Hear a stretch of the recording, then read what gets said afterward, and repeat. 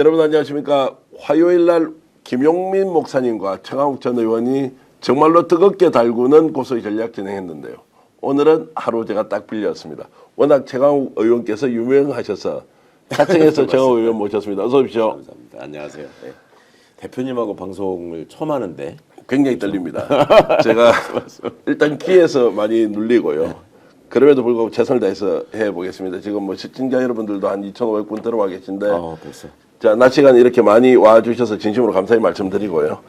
여러분들이 듣지 못한 소식과 그리고 정확한 분석해드리면서 정말로 최강욱다운 정치평론 해드릴까 합니다. 자, 민태균 이야기 오늘 바로 시작해 보겠습니다. 예. 제가 표현을 따발총이라고 했는데 막 이제 보이는 대로 난사. 저격한다, 난사하고 있다 이렇게 저는 판단하는데 나름의 방향이나 목표물이 정확하게 있습니까? 어떻습니까? 이준석 씨를 겨눌까 안 겨눌까 그게 포인트인 것 같아요. 예. 네. 본인이 지금 명태균 씨 입장에서는 이제 장래에 얼마나 빨리 나오느냐, 어떻게 살아갈 수 있느냐 이거를 제일 많이 걱정해왔잖아요. 그동안에 또 막내딸 걱정 많이 했고. 그런데 그간에는 윤석열 부부가 가장 큰 백이었지 않습니까? 그래서 계속 신호를 보낸 거 아니에요. 내가 지금 이런 거 갖고 있는데 빨리 조치해서 나 빼내지 않으면 이거 다 열어버릴 수 있다. 이런 신호를 계속 보냈던 것 같고. 근데 그걸 받아본 윤석열은 이 상황이 되게 어려울 거라고 생각하고 지금 계엄을 저지른 상황이 온 거 아니냐. 네. 이런 추측이 상당히 지금 설득력을 얻는 상황이잖아요. 실제로 한 몇 %라고 보십니까? 저는 뭐 90% 이상이라고 90% 봅니다. 이상이라고 예, 보시는 당연히 거죠? 계엄 시작됐을 때부터 김건희 씨가 모를 수는 없는 거고, 그리고 그 이유라고 설명하는 게 다 말 같지 않은 소리고, 결국 그 사람은 자기가 제일 중요한 사람이기 때문에 자기와 자기 부인이 저질렀던 여러 범죄들에 관한 증거를 명태균 씨가 다 갖고 있는 마당에, 그리고 그거를 폭로하겠다고 지금 얘기하는 마당에 이걸 그냥 두고서는 도저히 자기가 무사할 수 없다라는 생각을 한 것 같고, 결국 자기 발에 자기가 걸려 넘어진 셈이 되긴 했는데, 근데 명태균 씨 입장에서는 어쨌거나 그 믿고 있었던 굵은 동아줄이 이제 썩어버린 거 아닙니까? 그러면 뭔가 자기가 살 수 있는 길을 찾아야 되고, 그러려면 지금 본인의로부터 도움이나 혜택을 받고 자기를 모른다고 외면하거나 나락으로 떨어지는 거를 오히려 방치하고 밀어버린 사람들, 이 사람들 절대로 그냥 두지 않겠다라는 복수심에다가, 또 하나는 그래도 이 상황에서 국민들 보시기에 명태균 씨가 뭔가 나라를 위해서 그래도 긍정적인 역할을 했다라는 여론이 형성이 돼야지 본인 입장에서도 앞으로 미래에 있어서 조금 더 가능성이 생기지 않나 하는 판단을 하지 않았을까요? 이분이 네. 그간에 말하는 거나 이런 걸 보면 정세 판단에 상당히 능하고 빠른 분 같던데, 그래서 그런 점들을 보면 지금 명태균 씨가 공언하는 바, 그러니까 검찰이 얼마나 사건을 가지고 장난을 치려고 했는지, 자기한테 뭐라고 설득하려고 했는지, 그 다음에 이 정치인들, 국힘의 정치인들은 본인을 어떻게 이용했는지, 이런 것들을 법정이라는 열린 공간에서 계속 이제 하나씩 꺼내서 계속 이렇게 폭로하지 않을까, 그런 생각을 합니다. 자, 이건 이제 가정이긴 하지만 과거로 좀 돌아가 보겠습니다. 그 당시에 이제 계속 용산 대통령실에 추파를 던졌어요. 예. 한 달 안에 끝난다. 예. 지금 나를 구출하라. 예. 또는 지금 검찰 수사 과정에서 내가 부당한 대우를 받지 않도록 해달라고 했는데, 그때 김건희나 윤석열은 반응을 보이지 않았다. 예. 또는 그전에 뭐 누구를 행정관 한 2명 보내서 잠깐만 염탐은 하긴 했는데 결국 민태균 말을 듣지 않았단 말이죠. 글쎄 말이죠. 그러면 김건희는 지금 그 당시에 차라리 들어줄 걸 이렇게 후회를 하고 있을까요? 아니면 윤석열도 네네. 그 당시에 김건희 그러면은 그 민태균이 가지고 있던 네. 이런 폭탄 같은 거를 전혀 감지를 못했을까요? 어떻게 보십니까? 알고야 있었겠지만 그 수준이나 방법에 대해서는 설마 했겠죠. 예. 이 사람들이 그동안에 살아간 방식을 보면 자기들의 권세나 재력에 기대서 어떤 사람을 컨트롤하고 눌러버리는 게 쉽더라, 별로 어렵지 않더라라는 생각들을 하면서 살아온 사람들이고, 어찌 보면은 검찰총장 할 때까지 그냥 아무렇게나 막 살아도 별 제지 없이 그냥 달려왔는데, 대통령 돼서 이 사람이 비로소 처음 느끼는 거란 말이죠. 자기가 하고 싶은 대로 안 되는 거야. 뭐 국회가 자꾸 뭐라 그러고, 언론도 검찰에 있을 때처럼 그냥 받아쓰기나 하는 게 아니라 뭐라고 또 와서 바이든이 어떻고 날리면 어떻고 이런 일도 생기고 하다 보니, 명태균 씨와 관련해서는 선거 때 한번 쓰고 버리는 사람 정도로 생각을 했을 것 같고, 그리고 뭐 산업단지 문제도 그렇고 김영선 씨 같은 사람 다 잊혀진 사람 다시 공천 줘가지고 하게 했으면 내가 명태균한테 할 만큼은 다 해준 거 아니냐 네. 그런 생각을 했을 것 같고요. 예. 근데 그분들 입장에서는 그 뒤에 이제 더 무리한 어떤 대가를 바라고 요구를 하고 있다라고 생각한 것 같고 그거를 명태균 씨를 압박해가지고 오히려 잡아 넣으면 입을 닫지 않을까라고 생각했던 것 같아요. 근데 명태균 씨는 그 전에 당신들하고 내가 대화한 거 그대로 다 자료로 갖고 있고 녹음 갖고 있다라는 말을 명시적으로 하지 않았을 거 아닙니까? 그러니까 김건희, 윤석열 입장에서는 반신반의 더하기 그리고 잡아놓고 족치면 무서워서라도 그걸 어떻게 못할 것이다. 왜냐하면 자기들이 계속 그렇게 해왔고 그게 먹혀왔으니까. 그 민태균을 잘못 본 거네요. 그런 것 같아요. 그리고 실제로 이제 구체적으로 뭐가 있다고는 안 했지만 1년 안에 한 달 안에 다 끝난다 그러고 내가 녹음한 내용 많이 있다라고 얘기도 했거든요. 네, 실제. 네, 네. 근데 그걸 예사로 들었거나 아니면 구속시키면 그냥 조용히 있을 것이다라고 착오했던 것이 이제 사태를 이렇게 키운. 그렇겠죠. 그러니까 사건을 서울중앙에서 하지 않고 창원에서 해가지고 예. 그 무슨 저 선거법 관련 부분으로 싸게 소위 말하는 싼 티켓 끊어가지고 하면 입 닫겠지 생각했는데 명태균 씨는 사실은 나는 구속시키지 마라. 내가 구속되면 안 된다라는 거였잖아요. 요구사항이요.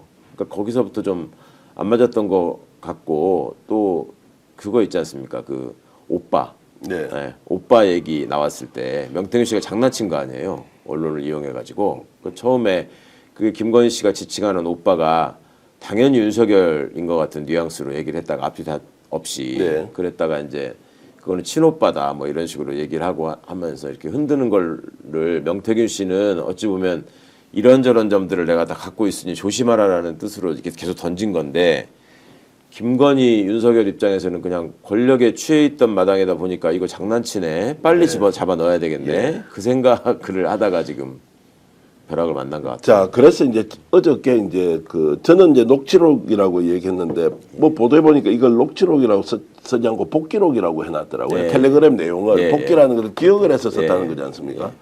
자, 그러면 이 내용에는 김상민 검사를 창원의창에 공천을 주라고 예. 전화를 했고 뭐 무려 1시간 가까이 전화 통화를 했다. 예. 자, 이 말은 김건희를 이제 정면 겨냥해서 싸움을 하겠다는 것이냐 아니면 지금도 그래야 할 게 있어서 자, 이런 것들이 계속 나올 건데 당신이 나한테 뭔가 주파를 던져라라고 일종의 메시지를 준 것이냐 이거 어떻게 봐야 됩니까? 메시지는 메시지인데 김건희한테 얻어낼 거는 이제 없지 않습니까? 네, 예. 그냥 앞으로 내가 이걸 계속 공개할 거다라는 저는 사인이라고 보이고 네. 그다음에 그걸 굳이 복기록이라고 한 점에도 저 주목했거든요. 예. 그 내용을 보면 되게 자세하잖아요. 예. 그리고 실명들이 다 나오잖아요. 그리고 어투나 이런 게 살아있단 말이죠. 그러니까 말은 복기록이라고 했지만 사실은 이 내용에 담겨 있는 녹취를 내가 갖고 있으니 조심해라. 이런 종류의 얘기들이 많다. 이게 계속 다 꺼낼 거다. 그런 거 아닌가 싶습니다. 그 법률가시니까 좀 여쭤보겠습니다. 그러면 검찰에 제출한 나의 이제 텔레그램이든 이제 포렌식 된 내용을 예. 변호사와 함께 이제 확인을 하지 않습니까? 예, 예. 그러면 그 내용은 바깥으로 유출은 일단 못 시킵니까? 그 복기록이라는 말은 예. 기억을 해서 다시 썼다는 네, 것이고 네. 그 자료를 그대로 카피를 해오거나 이렇게 네. 하면 바깥에 낼 수 있지 않습니까? 낼 수 녹취록. 있죠. 예, 예. 그런데 왜 복기록이라는 이제 방식으로 했느냐? 그러니까 저는 그 말씀이에요. 이게 그렇게 이 명태균 씨의 그간에 본 방식이 뭘 하나 던져보고 반응을 보고 다음을 보고 이렇게 하던데 그러니까 복기록이라고 했을 때 예상될 수 있는 반응은 명태균 씨가 그간에 저 사람들이 겪으면서 저들의 수법을 훨씬 우리보다 더 잘 알고 있잖아요. 그러면 복기록이라는 게 도대체 무슨 말이냐? 기억에만 의존한 말을 지금 신빙성이 있다고 믿을 수 있다는 거냐? 저 내용은 사실이 아니다. 이렇게 부인하고 나올 거를 아마 예상하고 던진 얘기인 것 같고 그리고 그 다음에 육성이 공개됐을 때 훨씬 더 파괴력이 크지 않을까요? 네. 그냥 한 것보다. 그래서 지금 보니까 남상근 변호사한테 기자들이 질문을 합니다. 실제 있습니까 없습니까? 대답할 수 없어요 라고 예. 하고 그러면은 녹음 내용은 있습니까? 라고 하니까 그것도 지금 대답할 수 없다. 그런데 어제 공개한 것은 복기록이다. 그냥 기억에 더듬어서 이제 이렇게 쓴 글이다 이렇게 나왔는데 자 이게 그러면은 증거 능력이 있으려면 예. 당사자의 목소리만 가지고 되는 게 아니지 않습니까? 어제도 나왔던 윤한홍 의원이나 박완수 경남지사 같은 경우에는 실명이 거론이 됐는데 본인은 전화 통화를 한 자체가 없다. 예. 이거는 이제 법률적으로는 어떻게 됩니까? 그렇게 주장하면 증거 없으니까 끝입니까? 설사 김건희 목소리가 있다 하더라도. 그 관련된 내용과 김상민과 관련된 내용이 예, 어떻게 예, 되는 거냐. 예. 그러니까 그 김건희 목소리가 무슨 내용을 담고 있는지가, 그러니까 예를 들어서 윤한홍한테도 얘기했다. 네. 내가 들어보니 뭐 김영선은 컷오프라는데 김상민을 도와줘라 이렇게 얘기했다는 거잖아요. 네.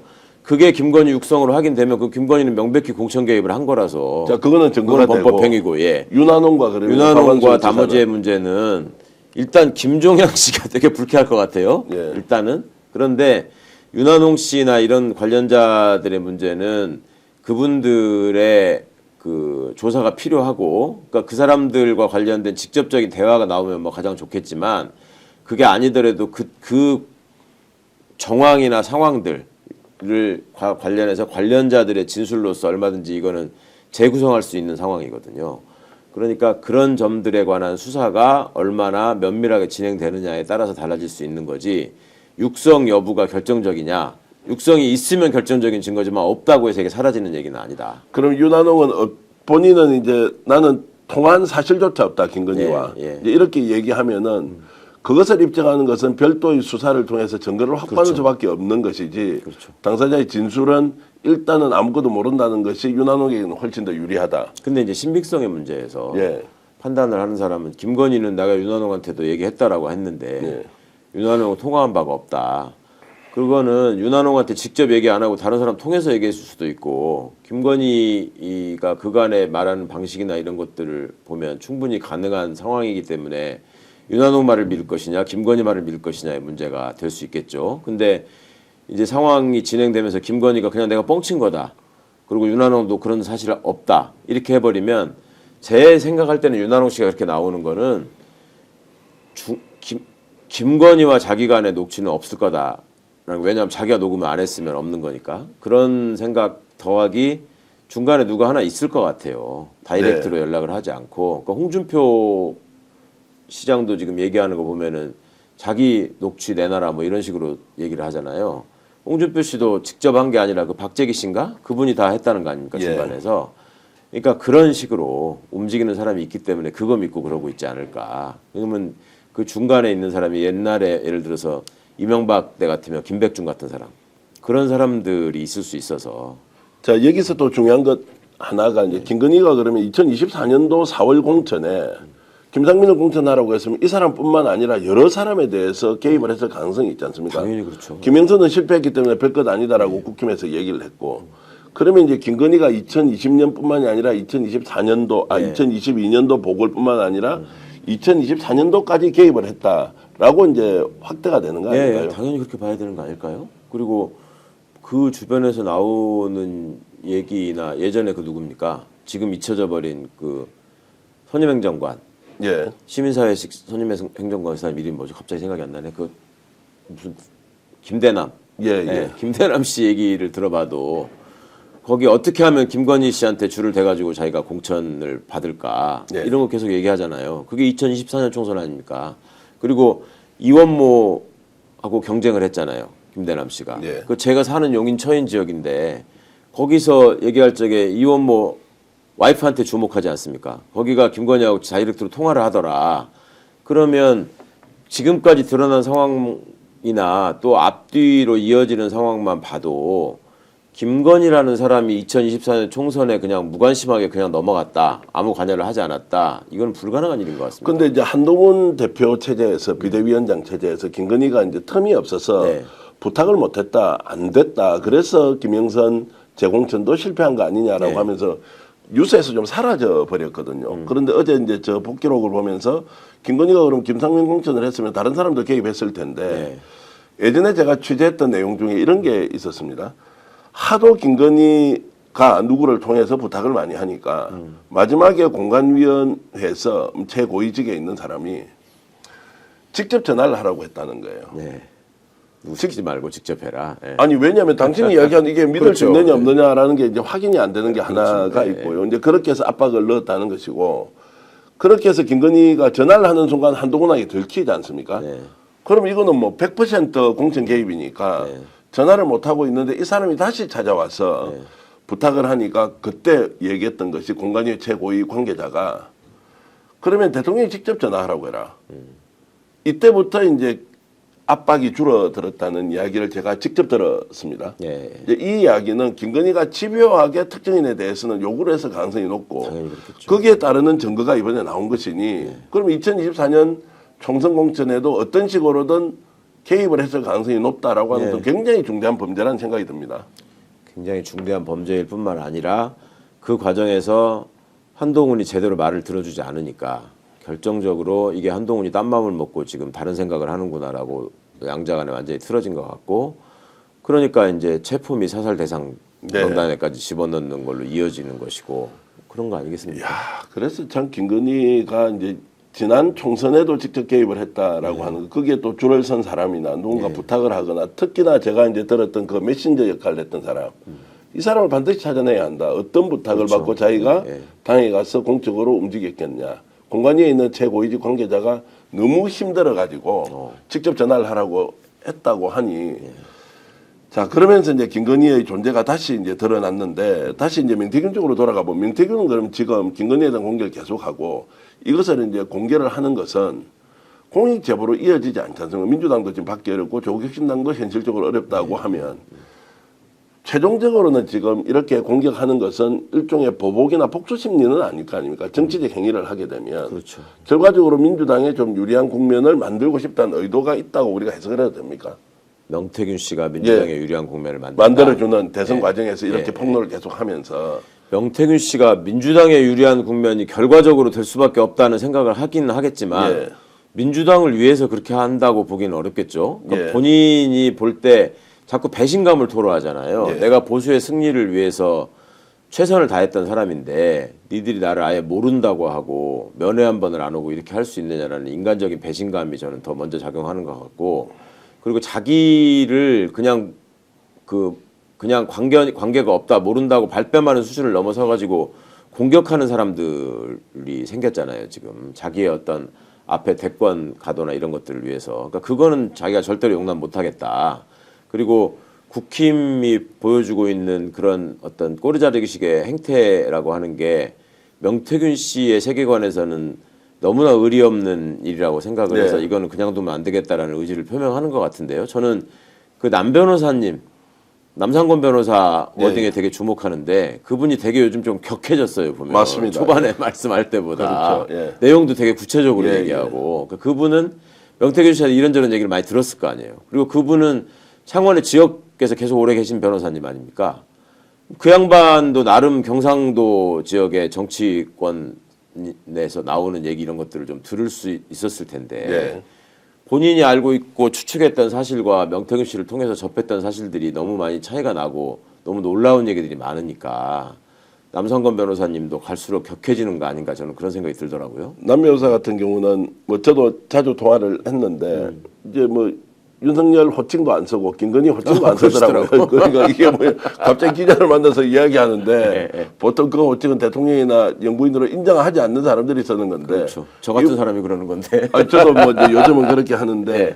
그리고 이분이 예전에 군수 후보로 예비 후보 등록까지 했다고요. 국힘 쪽에 보수 계열에. 아, 남 변호사가? 그러신 분이에요? 보성 군수 출마하려고 준비까지 했던 분이어서 이분이 이제 정서적으로는 당연히 이제 보수 정당 쪽인데 그렇겠죠. 지금 이렇게 이제 좀 격하게 반응을 보이는 것도 명태균의 뜻을 반영한 것인지 아니면 본인 생각이 좀 확대 재생산된 건지 뭐 좀 더 지켜는 봐야 되겠다는 생각은 들더라고요. 어쨌든 뭐 전면전을 한번 해보겠다는 저는 두 분이 이제 어느 정도 저게 일치가 되지 않을까 싶은데요. 그러니까 명태균 씨의 상황에 남 변호사께서 감정이입되는 면도 있고 본인이 또 고성군수 선거에 나서서 일종의 선거를 뛰어봤으면 그 뒤에서 자기는 상상도 못할 그런 일들이 벌어지는구나 라는 데서 오는 굉장한 분노가 있지 않을까요? 당사자로서.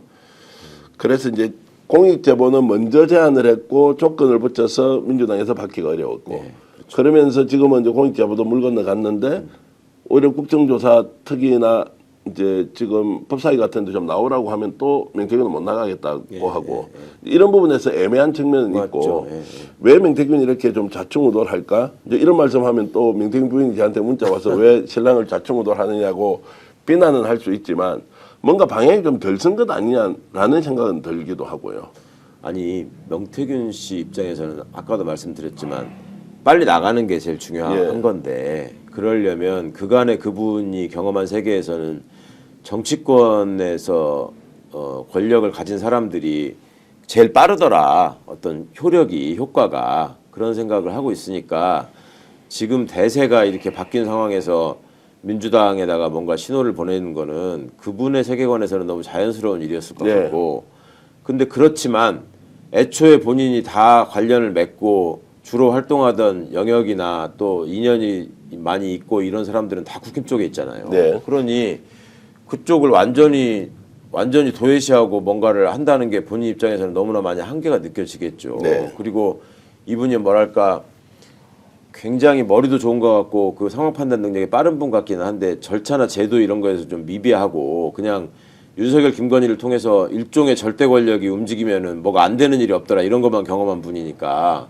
이 정도 나한테 해줄 수 있는 거 아니냐 내가 이만큼 넘겨주면 네. 이런 식의 일종의 딜만 지금 제안하시는 상황인데 조금 있으면 이제 현실적으로 판단하기 시작하겠죠. 그리고 그 공익제보자로서 보호받는 문제도 본인이 얘기하고 뭔가를 제출하는 거에 여하에 따라서 달라질 수 있는 여지가 있거든요. 네. 부패방지법 사안과 관련된 부분에 있어서는 얼마든지 본인도 직접 신고할 수가 있는 부분이 있으니까 이제 그런 여지들을 좀 민주당에서도 검토해서 좀 만들어주고 하면서 대응을 하면 나가면 어떨까 싶습니다. 자, 굉장히 복잡하게 정치적으로 돌아가고 있는 상황 여러분들 잘 보고 계실 텐데 지금 방송 10,000명 정도 보고 계십니다. 대단하신데요. 역시 인기가 남달라서 아이고. 제가 오늘 최강호 의원님 올라타고 방송을 하고 있다. 이 말씀 대표님하고 드리겠습니다. 아닙니다. 것 같은데 뭔지 저구이님, 믿고 싶어서. 하늘님, 이보리님, 비주님, 그리고 사라강님, 은브레드님 오늘도 오셨네요. 고맙습니다. 좋아요 누르지 않고 이 방송 보고 계시면 좋아요 눌러주시고 아마 오늘 저희들이 130만 명 돌파할 것 같은데요. 지금 129만 9천 명 정도 되는 것 같은데 여러분들 덕분에 스픽스 열심히 달려가고 있습니다. 구독, 좋아요는 저희들에게 큰 힘이 된다는 말씀 드리고요. 오른쪽에 산삼순백 광고도 있는데요. 1+1로 1666에 1080 하면 자연에서 키운 산삼순백 여러분들 정말로 건강 보조식품으로 드실 수 있다는 말씀 드리면서 좀 더 속도감 있게 방송 진행해 보겠습니다. 검찰 수사가 이제 창원지검에서 서울중앙지검으로 넘어가면서 어제 가장 놀랐던 것이 강혜경 씨를 3가지 혐의로 기소를 했는데 그중 하나가 사기죄다. 이제 이러면서 굉장히 본인도 침울해 있고 정말 전면적으로 나오겠다 이제 이런 의지도 밝히고 있던데 강혜경 국장 같은 경우에는 검찰이 이것은 확실히 의도를 가지고 사기죄로 기소를 한 것이라고 보십니까? 보복한 거죠. 보복한 겁니까? 왜 본인들 괴롭게 했으니까. 예. 이런 짓을 강혜경 씨한테만 하는 게 아니라 원래 그런 집단입니다. 이건 네. 재래 수법이거든요. 계속. 예를 들어서 예전에 제가 맡았었던 총리실 민간인 사찰 사건이라고 MB 때 있었잖아요. 예. 그때 그 피해자 그 김종익 사장이라는 분 예. 완전히 다 난데없이 어느 날 들이닥친 공무원들한테 사찰을 당해가지고 이거저거 다 뺏기고 회사도 뺏기고 갑자기 길거리에 나앉게 된 상황이었지 않습니까? 그분한테도 보복한 놈들이에요. 예. 다른 거 무슨 이상한 거 회사 때 있는 거 꼬투리 잡아가지고. 그러니까 이 강혜경 씨는 처음부터 제가 좀 굉장히 불안하다고 봤고 이분이 실무를 담당하면서 이제 돈을 만지시던 분이다 보니까 그런 점들을 가지고 또 장난을 치겠구나 싶었는데 그래도 강혜경 씨가 보여준 진심이 있고 강혜경 씨는 갔다 나오면서 계속 검사들을 믿는다고 말씀했잖아요. 뭐 계속 그렇게 정말 수사를 열심히 그리고 윤석열 김건희에 대해서도 별로 이렇게 주저함이 없이 다 확인하는 것 같더라라고 되게 얘기를 했는데 그 자들의 그 정치적 생리 그런 거를 모른 거고 저는 이제 그 부분은 정유미라는 대표적인 친윤 검사 아닙니까?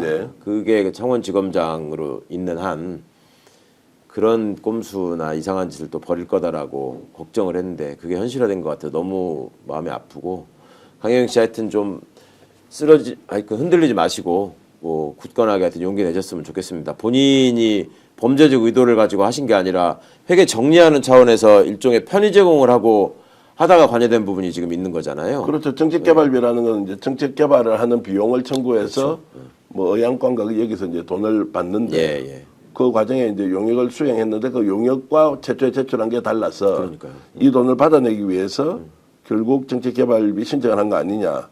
뭐 편지를 했다는데 그럼 개인이 먹어야 되지 않습니까? 그것도 아니고 공적으로 다 썼는데. 이거를 이제 사기죄로 기소를 했다. 그러니까 사기에 결과적으로 이제 이거하고 이거 안 맞으니까 당신은 어떤 식으로든지 사기에 가담한 거다 이런 식의 논리를 구성한 건데요.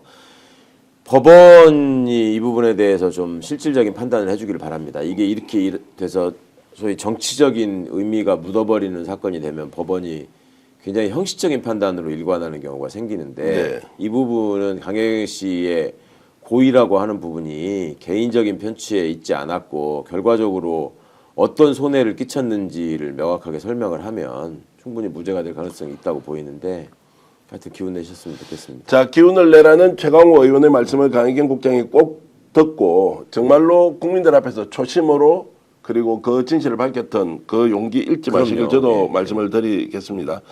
중앙지검으로 오면서 이제 오늘 아침에 보도를 보니까 네.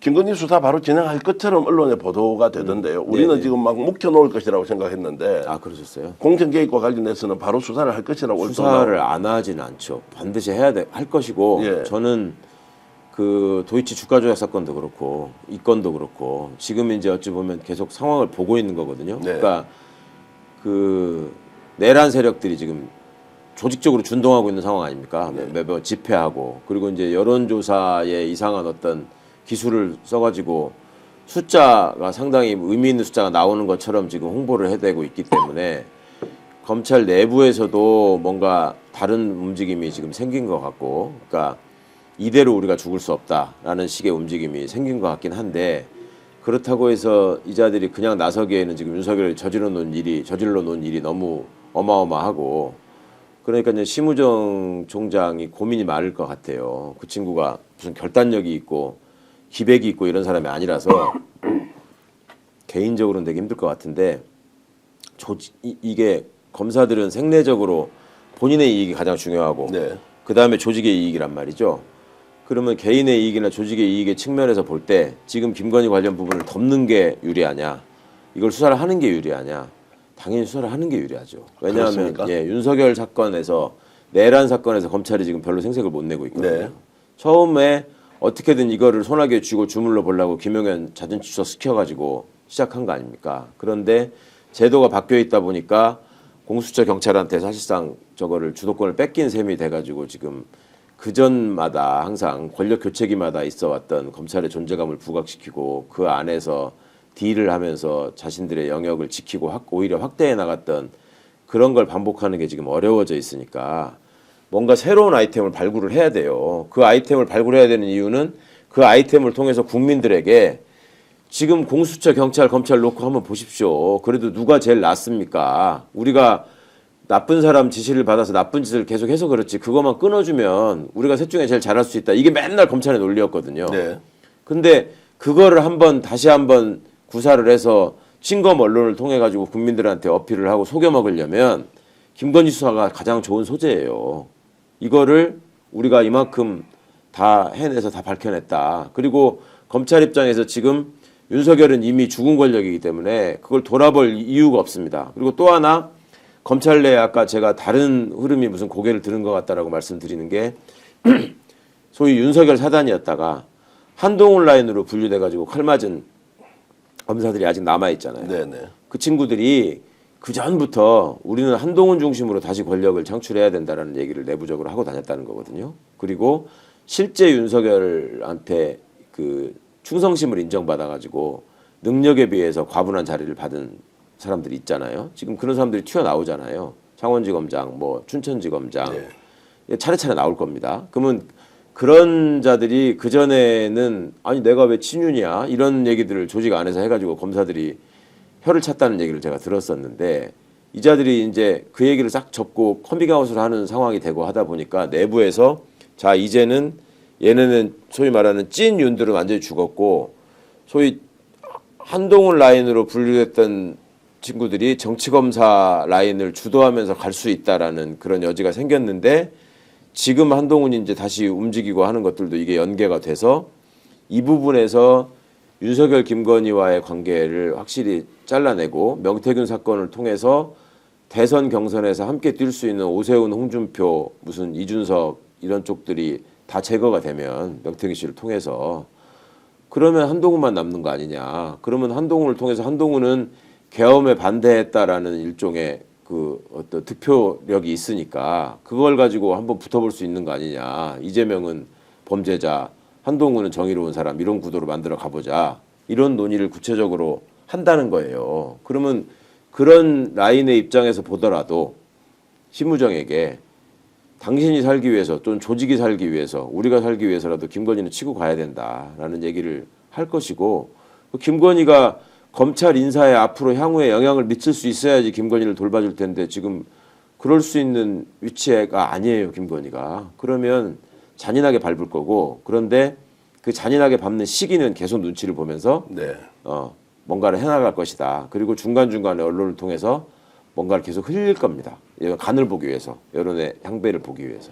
자, 어제 오후 이제 대체로 분위기는 창원지검에서 수사 내용을 중앙지검으로 넘기면서 그냥 떠넘기기 하고 자기들은 그렇죠. 그냥 빠져버렸다. 그럼 예. 중앙지검은 들고 있다가 어떻게 할지만 간보기만 할 것이라고 했는데 지금 최 의원님 말씀 매우 중요한 게 예. 그렇다 하더라도 검찰에서 김건희 수사를 강력하게 밀고 나갈 수도 있다라는 전망도 예. 하시는 거죠. 안 할 수는 없고 분명히 합니다. 하는데 예. 그 강도는 이제 뭔가를 흘리면서 떠보기 수사를 통해서 계속 간을 보면서 할 것이다. 그런데 결정적으로 윤석열이 파면되는 상황이 오면 네. 예, 그 이후에 또 확 달라질 수 있고. 그러면 파면되면 바로 60일 이후에 이제 대선을 치러야 되는데 대선 국면에서도 검찰이 김건희 소환을 하거나 수사를 할 수 있다. 또는 파면 이전에도 김건희 지금 소환 조사한다. 오늘 아침 보도에는 윤석열 김건희 소환이 불가피하다. 뭐 이렇게 메시지가 나오더라고요. 예, 예. 하겠죠. 왜냐하면 그때 하지 않으면 예. 아니 대선 때 뭔가 이게 부각돼 가지고 뭔가 한 것처럼 보여야지 나중에 흥정할 게 있지. 예. 그거 안 하고 대선 끝나고 새로운 대통령이 선출되면 지금으로 봐서는 이재명 대통령이 선출될 가능성이 가장 높잖아요. 예.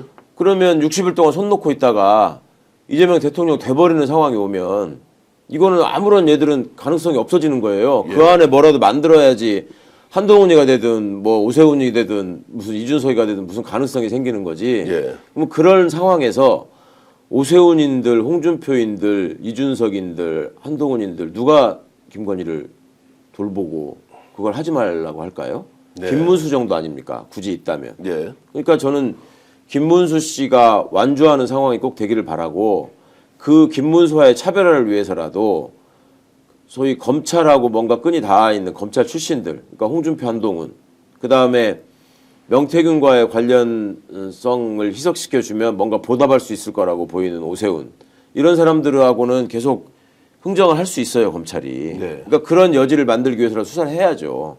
안 하면은 아무런 가치가 없는데. 특검 전망은 어떻게 보십니까? 지금 뭐 27일 날 이제 예, 예. 가면 이제 명태균 특검? 예, 명태균 특검 문제는 저는 그것도 가결 가능성이 꽤 높다고 보이는데 가결 가능성이 왜냐하면 높다. 말씀드린 것처럼 예. 대선 가도에 있기 예, 때문에 저 라이벌들을 제거하려면 세칭 친한계라고 하는 사람들이 지금 사실상 거의 사라져 버렸더만요. 네, 이제 예. 한 두세 명 남고 사라진 것 같은데 그 사람들이 김문수가 대통령이 후보가 됐을 때 나한테 앞으로 미래가 있을까? 네. 그걸 최우선적으로 생각할 거 아니에요. 또 그런 사람들이 모인 집단이고.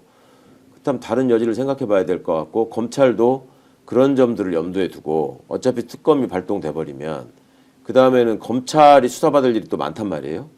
명태균 씨한테 예를 들어서 휴대폰 전자레인지에 넣고 돌려라라고 네. 얘기했다는 거. 그다음에 멀쩡하게 CCTV 추적해가지고 초록색 박스에다가 휴대폰 넣어가지고 처남한테 건네주는 장면 다 확인하고 네. 집에 있는 거 보고도 그냥 나갔다는 거. 네. 명태균 씨가 있었던 그 김건희한테 받은 돈 봉투 이것도 그냥 보고 그냥 갔다는 거 아닙니까? 이거 명태균 씨가 특검 출범하면은 그냥 있을 사람이 아니잖아요. 검찰이 수사받아야 돼요. 그러면 그 전에 사안을 지네들의 그림대로 어느 정도 정리를 그려놓을 필요가 있다고요. 네. 검찰도. 간단히 좀 더 여쭤보겠습니다. 그럼 한동훈은 출마하는 것이 기정사실이다라고 보십니까? 나오겠죠. 나오는 것이죠. 본인의 연예인병도 있고 예. 그다음에 그렇게 하지 않으면 영원히 잊혀진다 예. 하고 주변에서 계속 부추기겠죠. 그럼 지금 기회다. 그러려면 윤석열, 김건희와는 단절해야 하고 네. 그것이 특검으로 밀어서 특검은 특검대로 가고 검찰은 검찰대로 그렇죠. 가고. 한동훈한테 유일한 가능성이 있다면 네. 그런 거에 기대는 거 아닙니까? 소위 합리적 보수의 지지를 한동훈이가 절대적으로 받아가지고 네. 아스팔트 보수, 극우 보수들에게도 이게 이대로 김문수한테 의지하고 있다가는 우리는 다 대선을 무조건 치고 다 죽는다라는 공포심을 자극해서 그래서 한동훈이 대권 후보로 가가지고 이재명과 맞서는 것 이것이 한동훈 측 입장에서 구사할 수 있는 유일한 선거 전략일 텐데 예. 왜냐하면 지금 상황에서는 당내 기반도 너무 없고 그 다음에 당을 사실상 장악하고 있는 극우 세력의 입장에서 보면 한동훈은 이미 중국 간첩이다라고 낙인을 찍어놨잖아요. 네. 그러면 그쪽은 한동훈이 접근할 수 있는 지금 여지가 별로 없고 결국은 힘으로 눌러서 이 사람들이 이쪽으로 올 수밖에 없게 만들어야 되는데 그 힘을 얻어낼 수 있는 동력은 계엄에 반대했다는 거 최대한 부각시키면서 김건희 수사 이거 봐라. 이런 사람들이다. 이런 사람들을 계속 믿고 지지하면서 당신들이 이 극우적으로 후보 내세워가지고 이길 수 있겠냐. 이렇게 홍보하는 수밖에 없잖아요. 말씀 들어보면 볼수록 굉장히 재밌어서 질문 하나 더 드리겠는데 그러면 한동훈이 출마를 하고 김문수가 1등을 달리고 있다. 오세훈 뭐 지금 홍준표는 좀 어려워지고 있다. 명태균 때문에 이제 이렇게 가면 국힘 당원들은 최종적으로 어떤 선택할 것 같습니까? 국힘 당원들은 김문수를 선택하겠죠. 김문수 선택합니까? 왜냐하면 당원 내 지금 50% 이상이 다 신천지 뭐 정광훈 신도 뭐 이런 분들이 다 들어가 있다는 거예요. 근데 예전에는 한동훈 쪽으로 윤석열, 김건희가 그렇게 반대하면서 원희룡 당선시키려고 했는데도 네. 한동훈 쪽으로 다 몰렸던 사람이 똑같이 있지 않습니까? 지금 막상 이제 출마를 하게 되면 김문수하고 붙는다. 그리고 합리적 보수 지향하고 한번 경쟁 제대로 한번 해보겠다. 김문수 필패다 이렇게 가면 한동훈 가능성은 전혀 없다. 이렇게 보는 게 맞습니까? 지금은? 저는 한동훈 가능성이 한동훈 본인은 엄청 하고 싶겠지만 예. 지금 구도나 상황으로 봐서는 저는 불가능 후보가 되는 게 거의 어려울 것 같아요. 어렵다. 왜냐하면 예. 국힘의 현재 의원이나 지도부들이 그간에 이 계엄 및 내란 상황하고 어느 정도 절연을 하고 윤석열하고 관계를 끊고 뭔가 새로운 국면에서 본인들이 새롭게 태어나야지 재건할 수 있다라는 쪽으로 움직였으면 네. 그나마 한동훈한테 무슨 여지가 보이는데 지금 김문수 씨 지지율 나오는 거 보십시오. 제 기억에 한 11% 정도에 시작했다가 17로 갔다가 지금 28까지 갔습니다. 네. 계속 올라가고 있어요. 예. 그럼 뭐 결집하고 있다는 얘기거든요. 그 사람들 왜 결집하느냐? 지금 국힘 의원들도 그렇고 언론에 보도되는 양태나 이런 것들을 볼 때 지금 성조기 들고 가서 뭉치는 게 그나마 살 길이고 우리 이익을 지키는 길이다라고 어느 정도 합의가 된 것 같아요. 그러면 그 사람들이 열성적으로 투표하고 열성적으로 나서는 지지자들이고 나름대로 국힘 안에서 갖고 있다 합리적인 목소리라고 하는 게 지금 전혀 안 들리지 않습니까? 그 묻혀버린 상황에서 그 어느 나라에서나 보수 중에서도 특히 수구의 진영은 대세 추정형인데 지금 보이는 대세는 명백히 김문수예요. 네. 그리고 윤석열을 포기하지 않았고 윤석열이 또 계속 싸우라는 신호를 계속 보내고 있고 저 헌재에 가가지고 본인이 떠드는 게 그게 형사적으로나 헌법재판의 어떤 그 징계적인 측면에서 자기한테 불리한 얘기를 지금 스스로 자백하는 경우가 되게 많거든요. 그 윤석열이 바보라서 그런 면도 있고 자기 이익에만 충실하다 보니까 그런 면도 있지만 사실은 거기서는 어차피 승부가 어려울 거라고 생각하고 바깥에 있는 분들한테 메시지를 던지다 보니 그런 언행들을 계속 하면서 그 실수를 계속 하고 있는 거거든요, 윤석열이. 그러면 지금 상황에서 그 적극적으로 국힘 경선에 나서가지고 후보들을 선출하는 과정에서 표를 던질 사람들은 지금 아스팔트에 있는 분들이라고 봐야 될 것이고 상대적으로 합리적인 생각을 갖고 있던 분들은 창피해서라도 투표 못할 것 같은데요. 제 생각할 때는. 그러니까 내부적으로 사실상 이제 붕괴가 되고 있다 이렇게 이제 이해를 하겠습니다. 마지막 주제가 굉장히 재밌어서 제가 더 속도를 내면서 한번 가보겠습니다, 의원님. 김종대 전 의원이 오늘 방송에서 폭로를 하나 했어요. 윤석열이 계엄 당일날 술 냄새가 풍긴다. 술 냄새 아주 많이 났다. 제보를 받으셨대요? 제보를 받았다고 오늘 이제 폭로를 했어요. 그게 이제 육군참모총장 그 현장 지휘실에 가서 있던 이제 검경이 그 내용을 이제 제보를 했다는 것인데 그날 비상계엄 할 때도 왜 저래 제 얼굴이 왜 저래 이제 술 마셨나 이런 이야기 있었는데 이 제보가 상당히 의미가 있다고 봐야 됩니까? 아니면 그냥 평소에 술 마시는 거니까 그날도 술 마시고 뭐 움직였다 이렇게 보는 게 그냥 맞는 건지. 그 저도 계엄 선포하는 당일날 그거를 채널을 돌려봐도 MBC, KBS는 안 나오고 SBS에서만 나오고 있었잖아요. 근데 그때 저게 지금 술 처먹고 지금 저게 미쳤나 이러면서 이렇게 봤는데 그렇게 술 취한 것 같지는 않았었어요 그때는. 근데 지금 그 지통실에 갔다라는 거는 그걸 선포한 이후잖아요. 이후고 국회의원들이 모이고 있다는 보고를 계속 받고 있던 상황이잖아요. 윤석열이. 그러니까 끌어내라고 그러고 뭐 문 때려부시라고 그러고 했던 거 아닙니까? 그럼 그 상황에서 윤석열의 성정이나 평소 스타일로 볼 때 옆에 술 놓고 계속 술을 먹으면서 했지 그냥 맨정신으로 저는 할 사람이 아니라고 봐요. 왜냐하면 기본적으로 이게 포악한 이유가 겁이 많아서 그렇거든요. 예. 근데 일은 저질러 놨는데 예. 가정사 때문에 일은 저질러 놨는데 이게 지금 뜻대로 안 된다라고 하는 게 지금 눈앞에 보이잖아요. 우리도 보고 있었는데 그냥 국회의원들이 생각보다 빨리 모이고 있고 이거 잘하면 해제될 수도 있겠는데 하면서 보고 있었잖아요. 근데 TV를. 예. 그 윤석열인들 그걸 못 느꼈겠습니까? 그러면 저는 술 먹었을 가능성이 거의 100%라고 보이는데요. 초조해서라도. 그러니까 술을 얼마나 마셨길래 그것을 제보할 수준으로 술 냄새가 났다는 것은 한 사람도 아닐 테고. 그렇죠. 그 이제 지휘통제실이라고 하는 공간에 여러 사람들이 있지 않습니까? 그렇죠. 거기에 대통령이 와서 비틀비틀은 아니라 얼굴이 벌게 가지고 술 냄새까지 났다고 하면 이게 비상계엄을 선포하는 당사자가 대통령이든 아니든 제가 도무지 상상이 안 되는 거예요. 대통령 자리에 이게 1분도 있어서는 안 되는 사람인 거죠. 예, 만약에 예. 그런 정신으로 만약에 진짜 전쟁이라도 났으면 예. 거기서 겁난다고 술 처먹고 가서 거기 있으면 그거 어쩔 뻔했습니까? 그럼 국무회의를 할 때도 그러면 술을 먹고 했을 수도 있다 아니면 그 이후에 먹었다 뭐 이것은 이제 완전히 상상의 영역이긴 하지만 그때는 선포 전이니까 예. 그때는 술 안 마셨을 것 같고 선포하고 난 선포가 뒤에 난 뒤에 불안하니까 그러고 전화해서 빨리 끌어내라 예. 어떻게 하라 이제 이렇게 지시하는 것까지 그랬을 다 것 포함해서 같아요. 예. 국회 단전 문제도 절대로 그런 적이 없었다 경고용이다라고 하는 게 이번에 이제 민주당에서 밝혀졌고 어제 이상호 기자가요 예. 단독으로 보도를 한 게 있는데 거기에 이제 국회 단전하는 그 CCTV에 나와 있는 것을 아주 크게 확대를 해서 보니까 소방청이 있는 거예요. 네네네. 그러면은 지금 오늘 압수수색이 진행됐지 않습니까? 이상민 예. 장관 집에 압수수색을 했는데 역시 이제 단전 단수를 지시한 것이 확인이 되는 장면을 어제 이상호 기자가 저녁에 역전역사들에서 이제 폭로를 했어요. 저도 그 방송은 보지는 예. 못하고 그 캡처 화면에 예, 119 옷 예, 입고 예, 나오는 예. 거예요. 그거 봤는데 진짜네 싶었는데 예. 그러니까 그 서울소방본부까지 소방청장이 연락한 거는 확인이 됐지 않습니까? 네. 지금. 그런데 소방관들이 갔다는 게 지금 실제로 처음 드러난 건데 예. 경찰은 분명히 움직였잖아요. 예. 근데 이상민 밑에 있잖아요. 경찰청, 소방청이. 예. 그러니까 이상민이 연락한 거고. 그리고 소방청이 움직였다는 거는 확인됐다고 봐야죠. 그 단전 단수를 지시했다는 것 아닙니까? 그러니까요. 근데 본인은 끝까지 그게 없었다 그러고 이상민. 윤석열도 그런 거 내가 지시한 게 없다라고 하면 다 이상민한테 떠넘겨 버리는 거지 않습니까? 예.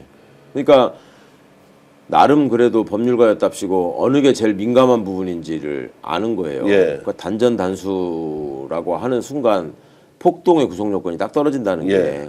그다음에 헌법기관의 기능을 마비시키려고 했다는 요건이 그냥 충족돼 버리기 때문에 그걸 계속 부인하는 거고 체포의 채죄도 안 꺼냈다는 것도 같은 말이거든요. 네. 그것도 역시 국회의원이 헌법기관이니까 그걸 기능을 정지시킨다는 의미가 되는 거라서 그러는 거고 그다음에 최상목이가 내용 안 봤다라고 하는 것도 그 비상입법기구 때문에 그거를 보는 순간 헌법기관 기능 정지와 별도의 내란 혐의가 확실히 성립되는 거 아닙니까? 네. 그러니까 그거 안 봤다고 하는 거고. 그러니까 나름 법률적 조언을 받아가지고 하는 얘기들이라서 그건 반대로 생각하는 게 맞다고 생각합니다. 자, 오늘 이제 이 문제를 꺼내는 것이 이제 노상훈 메모 때문에 가는 건데요. 네. 노상훈 메모도 이제 김용현과 같이 작당해서 만들었을 가능성이 높다. 네. 또 특정한 사안에 문제가 되니까 상원아 이거 어떻게 1000명을 동원하라고 했는데 네. 동원을 할 수 없으니까 상원아 어떻게 하라는 전화를 했다는 것도 지금 이제 증거로 있지 않습니까? 그런데 여기서 오늘 이제 의원님과 함께 나누려고 하는 이야기는 북한에 보낸 무인기 문제예요. 네.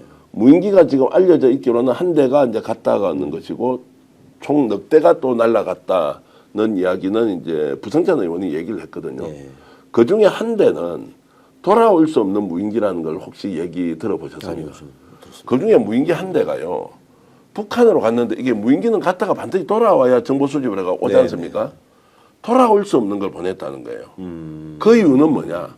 확실하게 증거를 거기에 남겨놔야 전쟁이 일어날 거 아닙니까? 우리가 했다는 거를. 자극하기 위해서. 예. 그런 이야기가 이제 들리고 더 충격적인 게 있는데 지금 이건 취재를 하고 있는데 북한 쪽으로 뭔가 군사적 행동을 했다는 이야기도 있어요. 실제로 거기로 병력을 움직여서 이렇게 병력이든 아니면 우리의 이제 예를 들어서 이제 포 같은 군사력이든 거. 예. 이제 이런 것들을 가지고 구체적으로 했다는 것도 있어서 노상훈 메모가 그냥 소설로 자기가 상상력에 의존해 썼다는 것이 아니라 구체적인 것으로 이행됐던 흔적들이 굉장히 많이 이제 지금 나오고 있어서 의원님은 이게 노상훈 메모를 어떻게 보셨습니까? 저는 김용현이 윤석열로부터 지시를 받아서 그러니까 예. 국방부 장관 될 때부터 사실은 계엄을 준비하기 위해서 시킨 거라고 보이잖아요. 지금. 예. 신원식 얘기나 이런 거에 기초해 보면. 그러면 김영현 입장에서는 윤석열의 의중을 아니까 준비를 해야 되잖아요. 근데 그걸 국방부의 공식적인 조직으로 준비를 하면은 다 알려질 거 아니에요. 그러니까 비선을 통해서 몰래 준비해야 될 필요가 있었을 거고 그걸 노상원한테 임무를 준 것 같고 노상원이는 지가 수집하고 알고 있는 범위 내에서 최대한 어떤 거를 동원해가지고 하다 보니 과거의 어떤 쿠데타에 끼지 않았던 네. 정보사가 지금 등장하게 되는 상황이 된 건데 그 노상원 수첩에 있는 얘기들이 그냥 생각나는 대로 끄적거려둔 메모가 아니라 상당히 구체성을 띠고 실명까지 거론하고 있기 때문에 예, 그거는 그냥 허투루 볼 일이 아니라고 생각합니다. 알겠습니다. 지금 오늘 남은 좀 이야기는 그 배후에 김건희가 있느냐 없느냐는 이야기 그리고 군사적 행동이 있었다면 어떤 행동이었는지 우리가 반드시 추적해서 그 진실을 밝혀야 한다는 말씀까지 오늘은 예고편처럼 여러분께 전해드리고 다음 주에 또 최강욱 의원 모시고 얘기 좀 더 나누겠습니다. 지금 2시 가까이 됐는데 12,000분이 이렇게 들어와서 방송 봐주셔서 진심으로 감사히 말씀드리고요. 저희들 광고하고 있는 산삼순백에 대해서 관심 가지고 여기 아마 우리 댓글창에 올라가 있을 것입니다. 이제 네이버에 산삼순백 치시면 정말 건강하고 그리고 여러분들을 행복하게 해주는 건강식품 판매하고 있다는 거 좀 알아주시면 고맙겠고요. 방송 잘하다가 지금 막바지에 지금 이렇게 더듬는 거 보면 광고를 하기까지 잘 못하는 것 같은데 구독, 좋아요 계속 눌러주시면서 고소의 전략, 스픽스 하는 방송 여러분 관심 계속 가져주시면 고맙겠습니다. 유영실님, 덩어리님, 블랙홀님, 김도희님도 들어오셨네요. 고맙습니다. 고추씨님, 장미꽃님, 지윤님, 그리고 강사라님, 비주님, 한둘째님, 연두비타민님. 여러분 고맙습니다. 자, 최강욱 의원께도 인사드리겠습니다. 여러분 안녕히 계십시오. 감사합니다.